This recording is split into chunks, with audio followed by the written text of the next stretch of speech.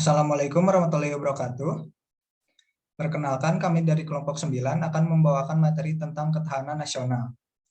Sebelumnya, saya izin memperkenalkan diri.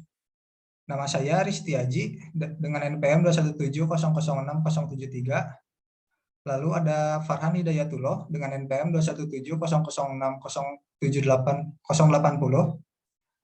Dan yang ketiga ada Muhammad Bayu Setiawan dengan NPM 217006063.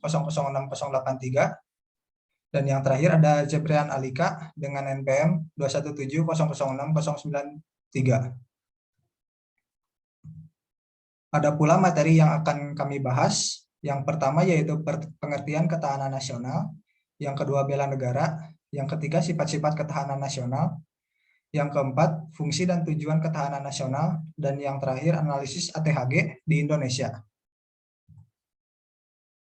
Untuk materi yang pertama akan disampaikan oleh Farhan. Kepada Farhan dipersilakan. Baik, terima kasih kepada moderator. Di sini saya akan membahas pengertian ketahanan nasional. Ada beberapa ahli mendefinisikan konsepsi ketahanan nasional. Definisi tersebut diantaranya yang pertama dari Suradinata, yaitu ketahanan nasional adalah ketangguhan serta kemampuan suatu negara mengembangkan kekuatan nasional dalam menghadapi dan mengatasi ancaman, gangguan, hambatan, dan tantangan dari luar dan dari dalam negeri. Yang kedua, dari Sumarno, yaitu ketahanan nasional adalah terintegrasinya semua aspek kehidupan dalam kehidupan suatu bangsa. Next. Selanjutnya, ketahanan nasional dapat dicapai melalui tiga pendekatan, yaitu yang pertama, kesejahteraan, kemakmuran yang adil, baik jasmani maupun rohani bagi seluruh bangsa Indonesia. Yang kedua, sistem keamanan yang kuat dalam rangka melindungi bangsa dan segenap tumpah darah negara Indonesia terhadap ancaman yang datang dari dalam dan luar negeri. Yang ketiga, ketahanan nasional dikembangkan berdasarkan Pancasila, Undang-Undang Dasar 1945, dan wawasan Nusantara.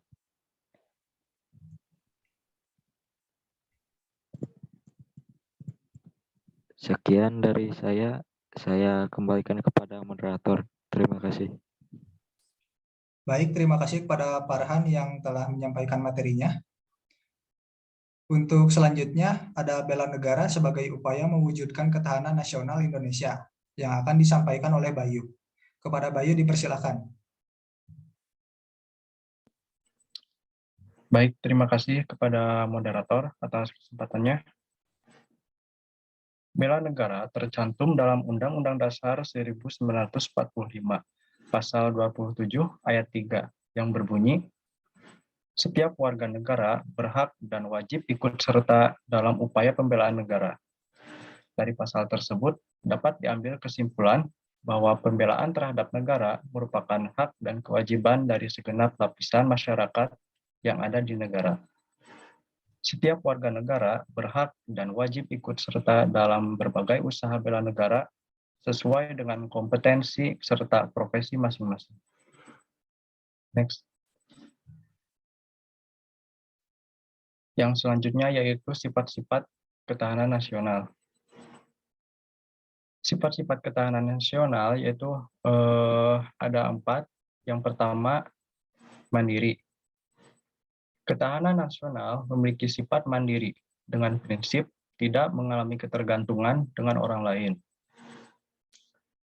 tidak putus asa, dan menjaga serta mengembangkan karakter sebagai warga negara yang berpijak pada identitas nasional, karakter kepribadian bangsa Indonesia. Yang kedua yaitu dinamis.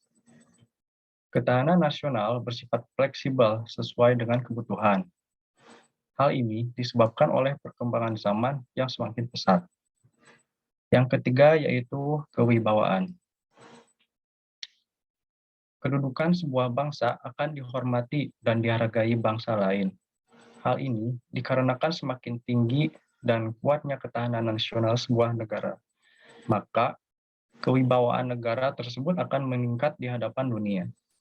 Dan yang terakhir yaitu konsultasi dan kerjasama.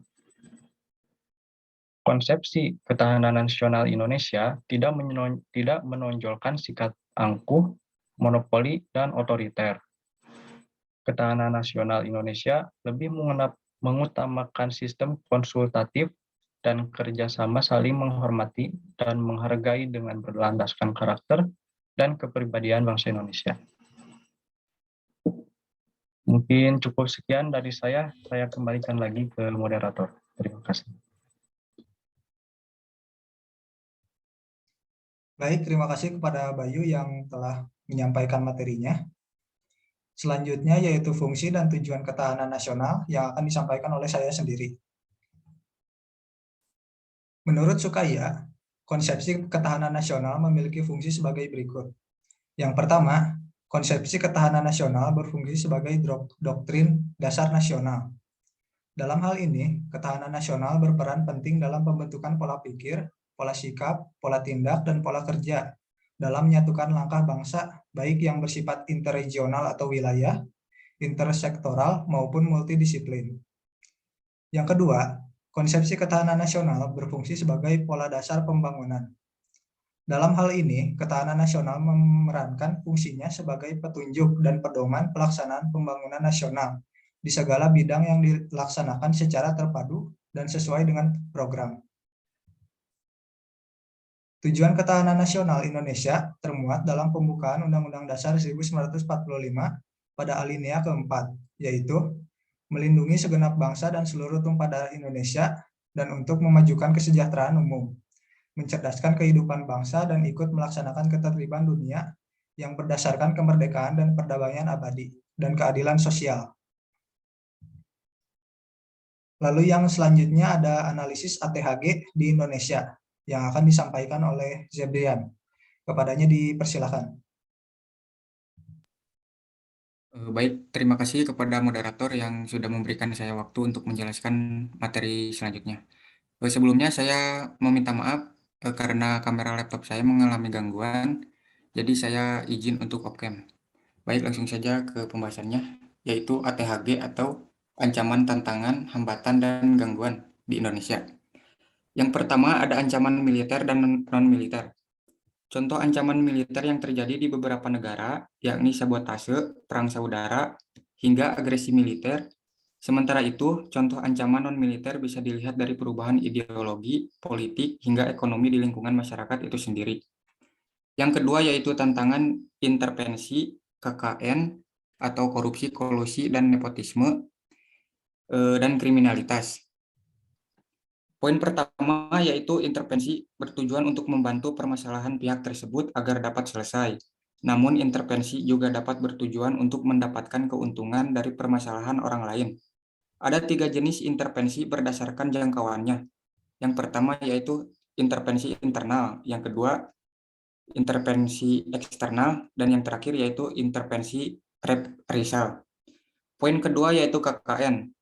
KKN merupakan sikap tidak terpuji dan tidak bertanggung jawab karena sangat merugikan masyarakat di sebuah negara. Tindakan korupsi, kolusi, dan nepotisme atau KKN dapat berpotensi mengganggu stabilitas negara. Poin ketiga yaitu kriminalitas.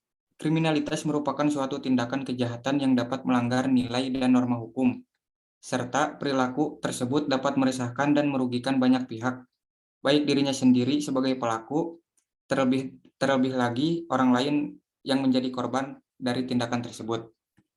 Yang ketiga ada hambatan konflik, eksklusivitas diri atau kelompok, akulturasi budaya, dan terorisme. Poin pertama yaitu konflik. Dengan adanya konflik akan melemahkan ketahanan nasional sebuah negara dikarenakan berkurangnya jiwa kebersamaan dalam masyarakat.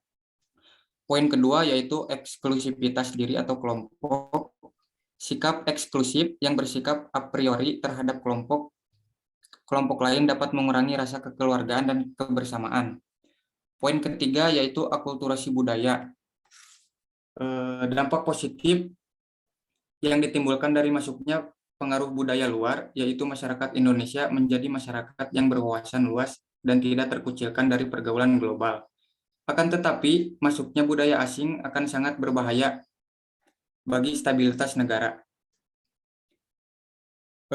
Poin keempat, yaitu terorisme. Terorisme merupakan tindakan tidak terpuji yang dilakukan oleh orang yang tidak bertanggung jawab, yang bertujuan untuk menimbulkan rasa ketidaknyamanan dalam melaksanakan kehidupan berbangsa dan bernegara. Yang keempat, yaitu gangguan dari luar dan dalam negeri. Poin pertama, yaitu dari gangguan dari luar negeri. Gangguan dari luar negeri dapat berupa penjajahan secara terstruktur yang bertujuan memecah persatuan dan kesatuan bangsa Indonesia, mencuri kekayaan alam. Contoh gangguan dari luar negeri adalah maraknya pencurian kekayaan alam pada sektor bahari. Poin yang kedua yaitu gangguan dari dalam negeri. Salah satu gangguan dalam negeri yang dapat berdampak langsung pada stabilitas dan keamanan negara adalah tindakan makar. Tindakan makar biasanya dilakukan oleh pihak-pihak yang menggulingkan pemerintahan yang sah, merupakan embrio bagi sebuah perpecahan yang terjadi di negara Indonesia. Cukup sekian pembahasan dari saya kembalikan lagi kepada moderator. Baik, terima kasih kepada Zebrian yang telah menyampaikan materinya. Mungkin cukup sekian presentasi dari kelompok kami. Untuk sesi diskusi akan dilanjutkan pada jam perkuliahan PKN. Terima kasih. Wassalamualaikum warahmatullahi wabarakatuh.